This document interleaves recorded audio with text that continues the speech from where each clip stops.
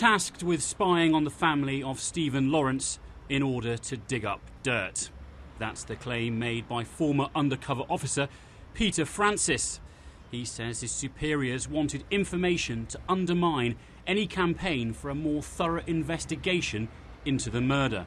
If somebody in the family was involved in demonstrations, drug dealers, anything, no SDS officer was successful in finding anything really concrete. There was just a bit of hearsay, tit-tattle. Murdered on the 22nd of April 1993, the Stephen Lawrence investigation is one that has been fraught with controversy right from the start.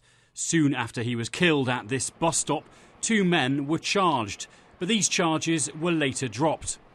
Peter Francis claims that it was during this period that he and 3 other officers were tasked with gathering intelligence. Back in that time, during our time of grieving for our son, that there was somebody sitting somewhere calculating, infiltrating into our family. Out of all the things I've found out over the years, this certainly has topped it. The former undercover officer turned whistleblower also claims that senior officers deliberately withheld details of his role from Sir William Macpherson, the head of a public inquiry set up to examine the police investigation into Stephen Lawrence's death. That officers in Scotland Yard considered whether they should disclose the fact of this undercover operation to the Macpherson inquiry, and they decided not to do so.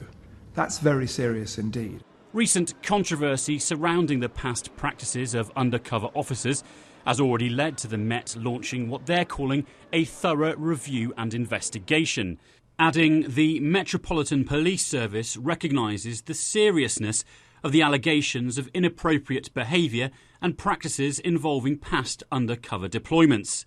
The claims in relation to Stephen Lawrence's family will bring particular upset to them, and we share their concerns.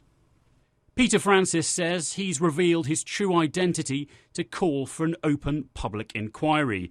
As he says, the things he's seen are both morally wrong and morally reprehensible.